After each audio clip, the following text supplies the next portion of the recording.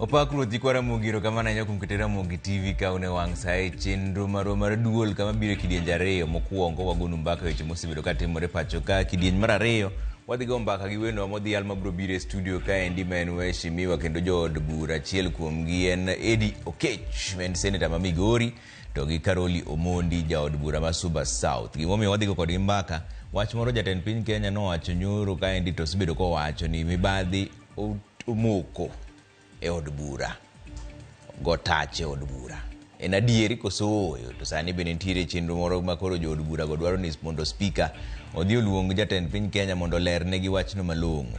Seche gogo be nitiere duol machielo mochako oketi kendo mar ng'iyo kaka mibadhi nyalo rumo pacho ka mane mbaka mwadhi goyo gi jo od bura mag ne bed kodwa studio ka endi antiere ka gi Elizabeth Otieno Nyarugenya kaka jaloko marwa.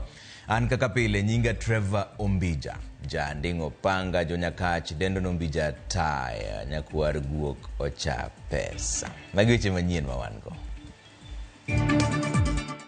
Jatend piny Kenya William Ruto chuoga put mar bede migepe mag sirikal madhi konyo e jiwo lwenj kedo gi mibadhi. That was a very erroneous statement that came from the first, none other than the head of state for this country. Every stream has its snake. And at Parliament, we probably also have our snake. Jood bura okegi ripode matudogi gi kawa soya kuom jotelo ka Speaker Wetangula bendo medo soko wang'gi e timbe ma ok ni kare. Obila Beach okete tago maliet mar lero gima ging'eyo i nek mar jago manyinge Vitalis Okinda mane otho e tesend obila ma Bondo higa mar 2022.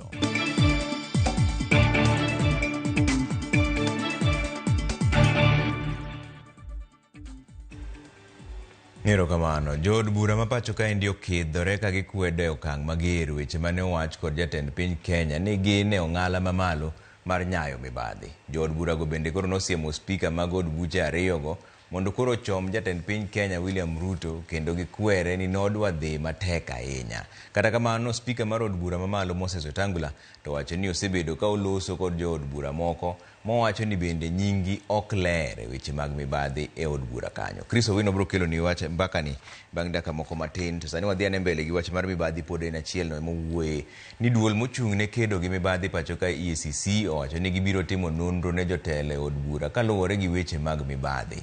Jakom mar duol no David Oginde olero ni ng'uro osegol gi apise mopogore opogore ka achiel gi jotelo e riwruoge ma pacho ka ni jotelo e od bura kwaya soya. Oginde mane wuoye romo mano bagi mar moriwo riwruoge mopogore opogore wacho ni duol mar EACC koro biro romo gi speaker mar od bura mar mondo giyud ler.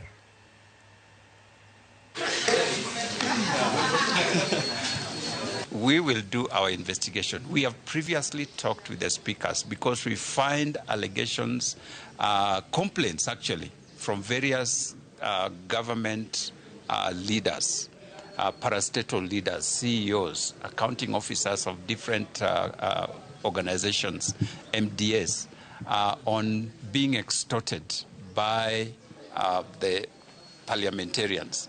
And this is a matter that we have actually talked with the speakers about to just see how do we go about this, because it can only be dealt with decisively within Parliament. And we want to still continue to pursue the same so that we can agree on a possible way forward so that those people, and many times when you hear these things, it's usually a few people.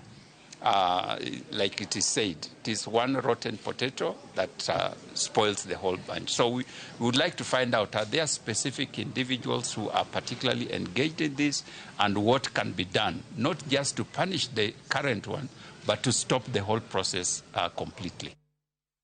Jatend piny Kenya William Ruto keto ayanga duol moyiedhi mar kedo kod mibadhi e konde duto mapacho ka kaka okang' mar tieko mibadhi mayande wacho ni onuro sirikal. Kaka jafumbo marwa Cynthia Onyango chiwo ler, duol no idhi telne gi apise no wuon nonywando bende migepe buora kaka EACC, NIS, ODPP e kind mamoko. E oboke makende mochwe kogno kod jatend piny William Samoei Ruto odiochieng' manyoro tarik 18 dwe mar 8 higani, jatend piny oketo ayanga put ma meeting mar chiwo paro mag chike kelo tudruok mowinjore kaachiel kod keto kanyakla mwandu mabiro konyo e kedo kod mibadhi pacho ka, mibadhi ma jatend piny wacho ni sani otimonewa.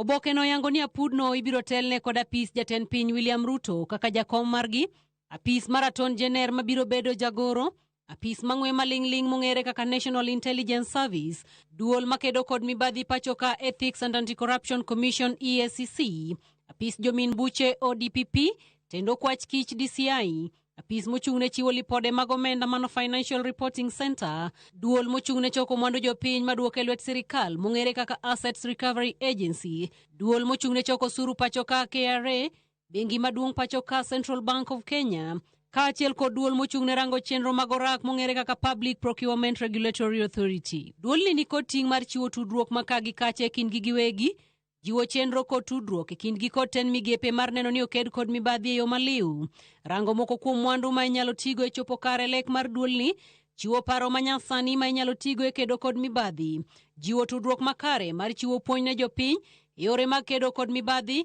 kendo keto tudruok e kind duol mapachoka kod mago mag pinje maoko e yore mongirore mag kedo kod mibadhi, kaachiel kod neno ni ketho motenore kod ochumi, kaachiel kod njore motudore otieki morumo pep kendo jopiny oduoknegi mwandugi. Duolni moyiedhi igeto mar yudo omenda mar tayo chenro maggi kowuok e bajet manomigi kod piny owacho, kaachiel kod bajet mag migepe mamoko.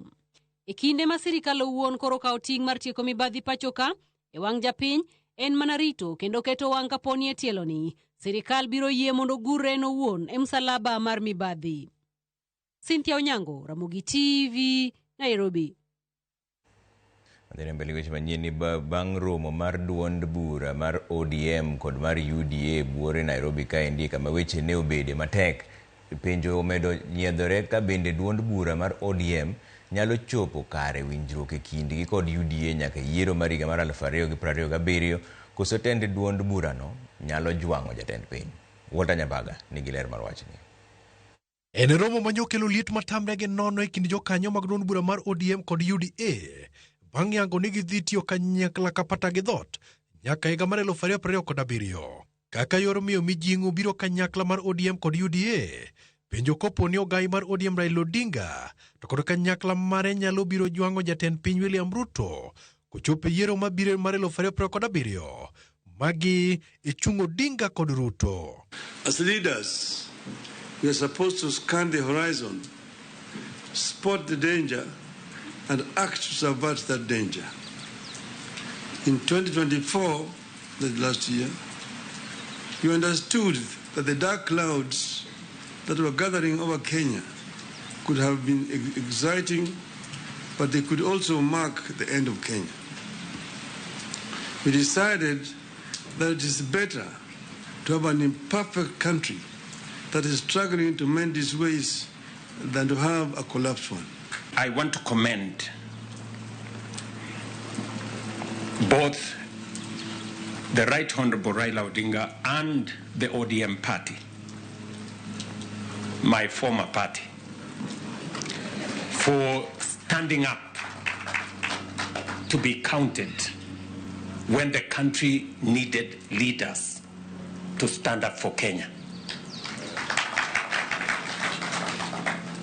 It may have been easy to do the opposite. It may have been popular to do the opposite. I know many people have vilified the Honorable Raila Odinga and the ODM party for the decision they took to stand for Kenya when there was need to do so. Mana kaka tama nyaka bedi nyoyo, jagoro maduong' mar ODM Edwin Sifuna Nyoro mchopo kata kamano. Tije nyotim mapoth to kod jakom maraput mar NADCO Agnes Zani ma weyo Sifuna kure mesha kudede en janon siasa kendo diro pekne e wi wachno. Andro gini aneno kawe Sifuna kamarach nikech kata kane okodwar biro kaka Secretary General to no nengo bi kaka one of the members of parliament mag ODM as a party kato bedo ni en gi paro mopogore to nitie seche moko ma kaka jatelo you rise above some things. To keny mar duond bura mar UDA to kod ODM dhi chalo nade? Koso jotelo ariyogo nyalo gwenyore paro koso ginyalo bedo kanyakla nekech lipot mar NADCO. Gima lich en gik mabiro ne jopiny. Ka gigo nyalo biro e tend William Ruto e winjruok gi Raila Odinga to biro bedo marach ka wan pod wadwaro ni wadhaw nikech wan wadich ni Raila Odinga ema mondo obed president. Gik madwa biro e presidency mare ok ochuno. Walter Nyambaga, Ramogi TV. Fuong'ruok obiro ne jonyuol kaachiel gi jopuonjre bang' migawo mar somo yango ni hola mar HELB osegol ne jopuonjre kuonde tiegruok ma pacho ka. Ripot manogol kawuono yango ni omenda maromo siling bilion 9.4 osechiw ne jopuonjre ma kwan gi romo 309,178 e mbalariany ma pacho kaendi. Omenda no oriwo siling bilion 5.7 mar somo kod omenda mar ritruok ne jopuonjre maromo siling bilion 3.7. Migawo mar somo pod omedo singo dhi nyime gi neno ni sir ochiw motegno ne jopuonjre.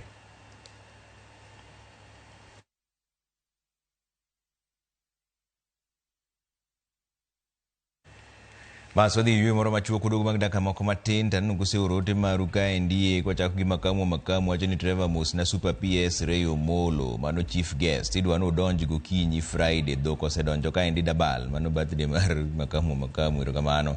Collins Obuon wacho ni Trevor Collins Obuon kata ker mar chokora Kenya mangima waneno Ramogi TV ka wan miguye ka wuoda Adhiambo kaendi wan kaka chokora wasiro ker e weche mag kedo gi mibadhi. Imoso na mama na Rosalina Obuon kani miguye erokamano ahinya. Neno ka jakom boda bende wacho moso wa kaendi Migosi Gideon Ochuka wacho ni Trevor imore anarito mana twak mos na jotelo go penjgi ni wach mane owach kod baba moluor Raila Odinga ni omenda mar CDF owinjore odog e lwet governors cha ogik kure. Mano jakom Gideon Ochuka. Wuod Kabonda neno machielo bende nitiere kaendi wacho ni Mirembe maendi Evans Oyuga Wasonga wuod Konge Kaumos kuom Rosemary Oyuga gi Obel Fundi wuod Nguka mar Nakuru gi Samuel Owuor Okech Likembe. Evans Oyuga neno gimiwache wach mar nyakache no mano kanyal somo ka so dugo bang' daka mako matin kidhi mabura ahinya.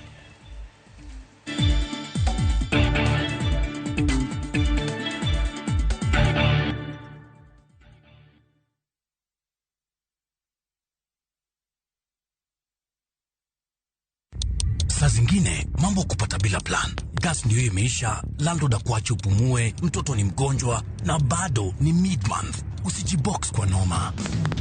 Piga *531# and sort your emergencies with my Mobi Civil Servant Loan. Iwe usiku au mchana. Kama wewe ni civil servant, sasa uko sorted.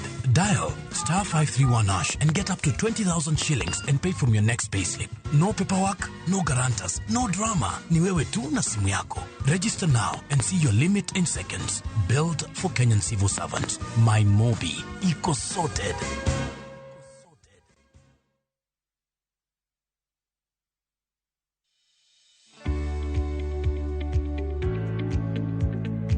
Ng'i cham magi kinde ka kinde. Kituang maber kuom cham ma ikano mondo ng'e chon ka thuth kata kute omakogi kapok giketho cham magi kama ikane. Geng' thuth chon kata ka thuth tin kata ng'eny. Kaw okang' mapiyo mondo kik iketh ni cham. E in japur mag kothe kaka bando, isebedo kiyudo lal machiegni gi nus mar chambi nikech kute kaka thuth kata mong'ere kaka osama. Ere tiende gimed ketho chambi? Tigi Scanner Super ma en arita makare mar geng'o kute e idechi. Scanner Super, kinga kamili kwa nafaka, a product of Osho Chemical Limited.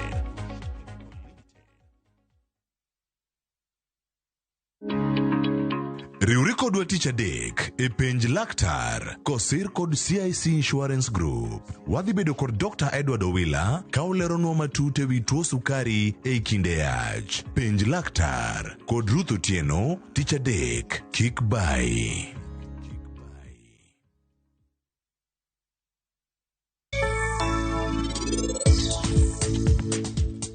Bende ng'eni puonjani onego bed natimo gi Rajiv gi Parinit nikech min Parinit nitie ka iluong na nyaka Parinit. Bende ini paro nang'eyo Sanju maber. Waromo mana kawuono kode e stage to jakuo nochopo to donge Sanju nolawe. An dawuoyo kode matin dang'eye maber. Chandrika koro ere richo kanyo. Gochne Rajiv mondi wachne no bi kae mapiyo. Gima rach ni Rajiv sani ok mak simbe. Asegochone mang'eny ahinya. Ji ariyo gi oherore ahinya donge mana adier.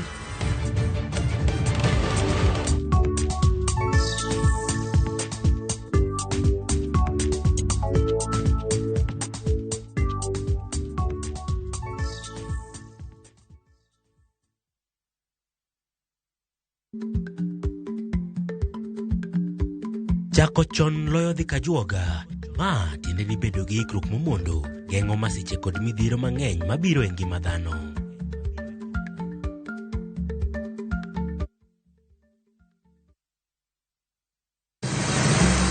Be isepenjori e sigendni mayudore kuonde ma waluongo ni pachowa? Kapuonjani nobiro nikech gwenyruok e kind owete. Riwri kodwa mondo wanon sigendni mabeyo mag kuonde ma wadakie.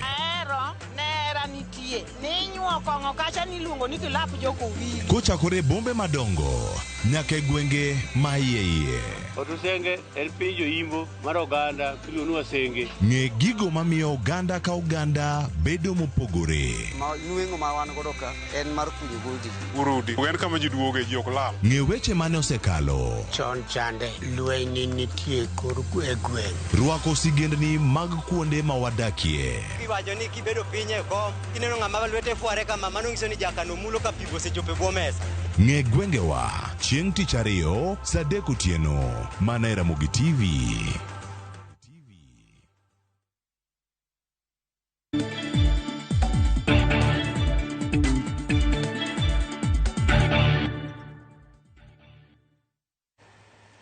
Kamano kuom keto Ramogi TV kani chenro mar winjo buch nek mar Vitalis Okinda manowito ngimane e tesend obila ma Bondo dwe mar 1 higa mar 2022 nodonjo odiechieng' mar 2 ka obila 3 nodadhogi ewi tho makamano. Obilago gin mane tiyo e tesend obila ma Bondo e kinde mane masira notimore. Steve Biko lero wachni. E odiechieng' mar 2 mar nono nek ma koch mar Vitalis Okinda, jahigni 29 manowito ngimane e tesend obila ma Bondo dwe mar 1 higa 2022, obila achiel noyoro mar chiwo neno e kinde mar yo mamoko to noyoro e yor mbui. Alikuwa amewekwa tena aanzie hiyo saa 12 asubuhi na apeleke mpaka saa 12 jioni. E nyim jang'ad bura Christabel Maiyo, obila Samuel Oduor nolero ne doho ni mosenindo Vitalis noso e sel ma Bondo e kinde manoriko onge tich. Kane odonje tich kine, noyudo ka nying Vitalis poko yangi ni mar nodagi hulo nyinge e kinde mane rwake e sel. Kalure kod osiep mane nitiere kindgi, noyango Vitalis kendo ndiko nyinge. Samuel nolero ne doho ni obila ni kod seche mag tich, kendo seche moko chuno ni nyaka obila yue korito sechege mag tich go. Mimi hata wakati alikuwa usiku, I was not on duty. Alikuwa chukua saa 12. Yes, na alikuwa amelala. Mimi nilichukua saa 12 asubuhi. Kuom mano, nobwok kine koduoge tich bang' yudo ni buk mindike nonro mar gik matimore e tesend obila kata occurrence book ne yango ni Vitalis nosewe thuolo. Kata kamano, Vitalis pod ne nitiere sel mopogore kod gino mane ndiko mane bugno wacho. Mana kadiemo wang' nono, nochako ndike bugno ni Vitalis omaki kendo. Obila Samuel nobedo gi ting' mapek mar lero ne doho ketho mane omiyo mak Vitalis e tielo mar 2, kowacho ni mano ne en mana ndiko e obi, to Vitalis ne pok owe thuolo kata e thuolo mokwongo. Obila machielo Leonardo Muse nolero ne doho ni ne en achiel kuom obila mane ogolo Vitalis e sel kendo tere e od thieth ma Bondo bang' ywagore mane owinje dende. Leonard wacho ni kane gichopo e od thieth ma Bondo, OCS nolore nyamburko mar obila ma Bondo kendo wuoyo gi jochiw thieth e osiptandno. Achiel kuom jochiw thieth noidho nyamburko mar obila mar rango chal mar Vitalis kapok onyono kata lo motuo. Kanyo mane laktar noyange ni Vitalis osewito ngimane. Bang'e to nodok e tesend ma Bondo kendo ndike obi ni Vitalis owito ngimane. Leonard kata kamano ne ok nyal lero ne doho gimomiyo ne ochuno ni nyaka rang chal mar Vitalis e nyamburko mar obila ma ok kata nyamburko moyiedhi ma chiw thieth kata ambulance. Komachielo, Joel Anyona, obila ma bende ne nitiere kindeno, noweyo doho gi buok bang' kichore gi chien ni en okia kata lweny mane muoch e kind Vitalis kod obila machielo, kowacho ni kata tho mar Vitalis norado go mane lipot mar obila kata police signal. At work on the 9th of January 2022, and you handed over, that was on the 10th of January 2022. You've told court that you were transferred in 2024 from Bondo Police Station. So what council is trying to tell you is that from 10th of January 2022 all the way to last year when you were transferred, did you ever report back to work in Bondo? Yes, Your Honor. Did you ever report to work? Bang' joneno go bede tago maliet odiochieng' ma kawuono. Chenro mar winjo buchne Vitalis Okinda koro chwal nyime nyaka tarik 13 kod 14 dwe mar 10 ka anyuola mare ni kod geno ni gikone to gibiro yudo ratichgi. Steve Biko, Ramogi TV, Siaya. Nurses e kaunti ma Migori ochungo ng'anyo margi magisebedo go kuonde kuom ndalo 10 mokalo koro. Tok winjruok kod tend kaunti no, nurses go chiwo thuolo mar kete tim dwachgi kamoting'o meto mar osara, choro gi malo e ngas mar tich e kin mamoko. Jagoro mar riwruok mar nurses e kaunti ma Migori Ezekiel Mbira mane wuoyo bang' romo margi kod tend kaunti ma Migori wacho ni gichungo ng'anyo nikech moko kuom gigo mane gidwaro mondo tend kaunti ma Migori otimnegi ma oting'o choro gi malo e ngas mar tich osechak timo.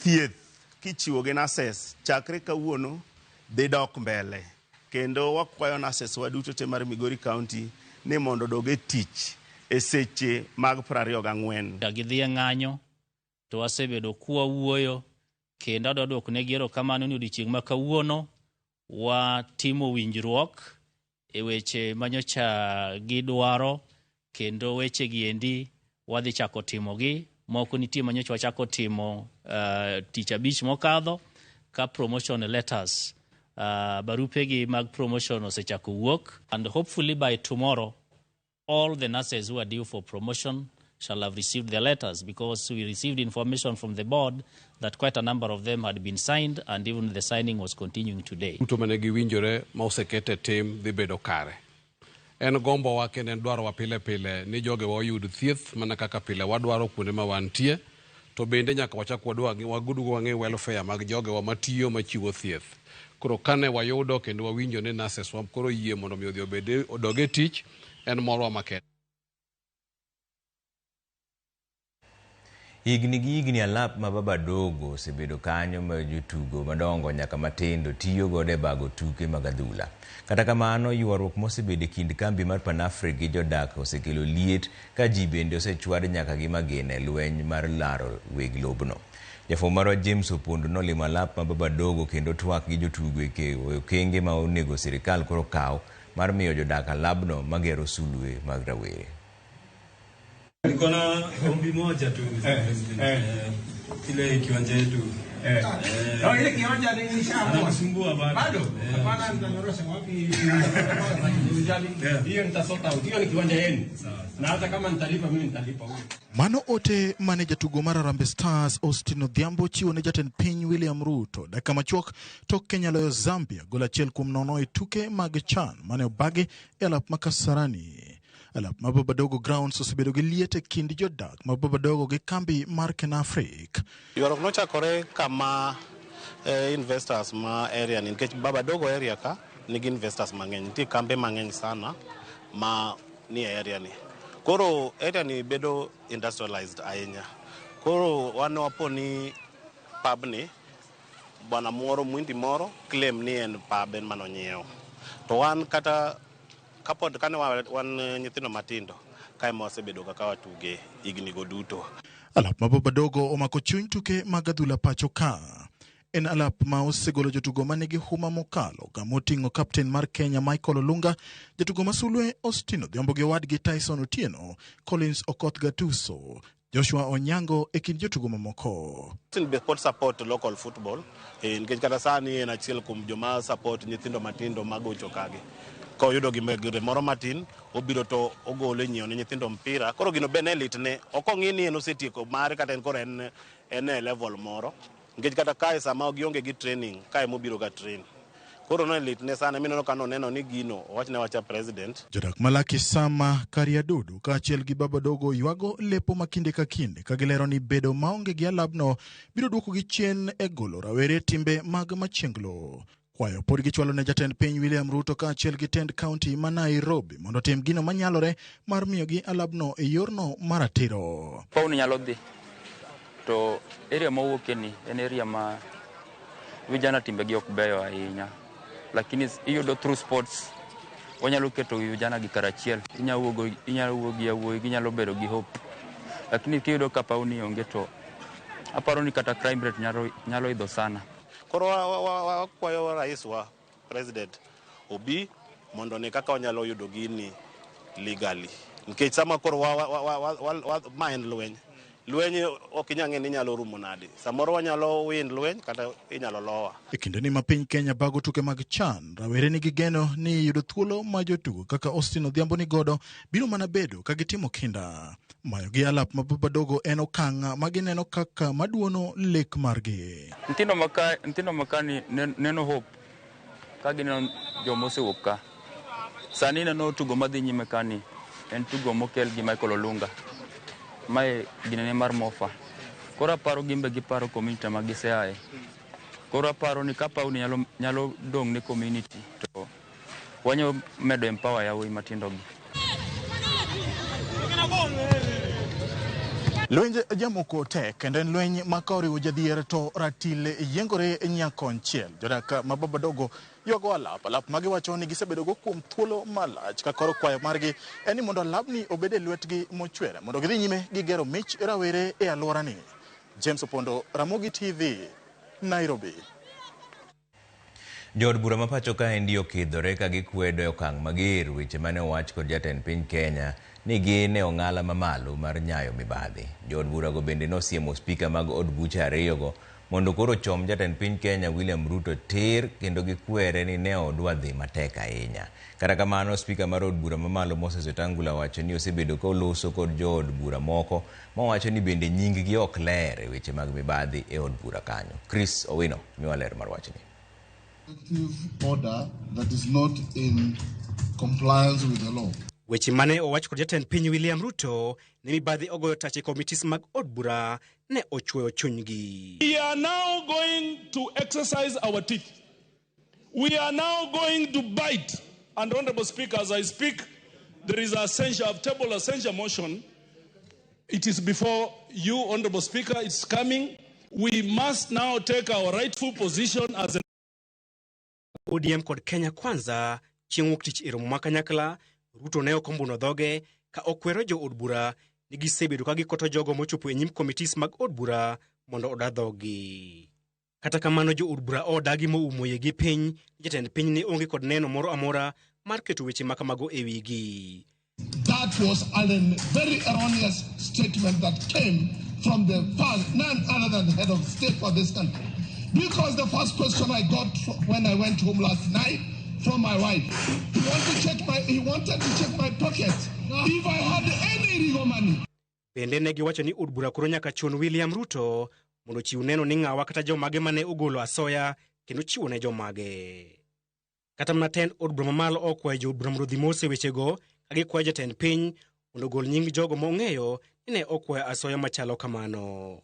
Spika mar od bura Moses Wetangula kata kamano ne chalo kama dok ne jatend piny weche mag mibadhi ka owacho ni oseyudo boke mathoth maseyo moko kuom jo od bura kuom mibadhi. I have received some letters about members that I would have presented to the agencies on different things. Sometimes I call you, I talk to you, and you correct your ways. Let's also uphold our integrity. I have given you an opportunity this afternoon. Waswahili wanasema muue mkala, lakini haki yake mpe. Motelo ne mano, jo od bura mag Senate bende ogolo ywak magi giwacho ni weche mag William Ruto mieno gi kod chilo mathoth. Article 125 gives us the power to compel the appearance of any person before this committee. Any person, including the president, who is making allegations of unethical conduct on the part of parliament.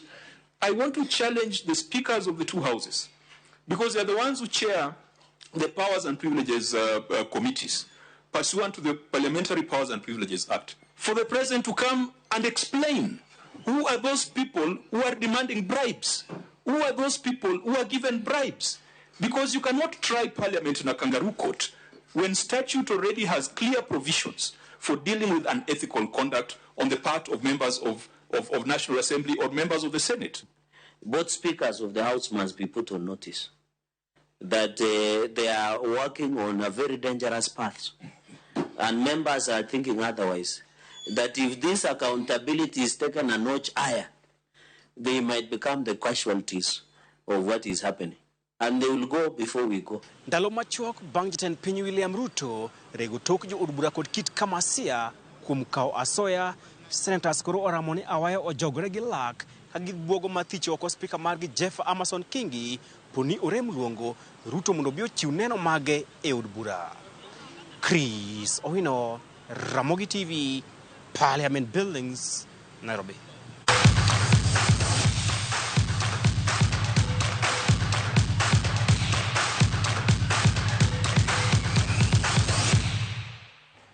Walura ni gweche mag tuke kapok odonje twagno ni ting' mar donje quarter finals e tuke mag CHAN higa mar 2024 nitiere kuom jotugo mag Harambee Stars ka ikruok margi dhi nyime motelo ne tukgi ma chieng' tich abich e alap ma Kasarani e kindgi gi tim mar Madagascar. Kenya nigi lek mar goyo okang' ma kamano e tukegi mag yuoro kuom thuolo mokwongo nyaka ne chakgi. Jafwambo marwa James Opondo nigi lero. Team Kenya Harambee Stars ogoyo okang' machielo, okang' mar donje quarter finals e tuke mag CHAN higa mar 2024. Harambee Stars owuok gi points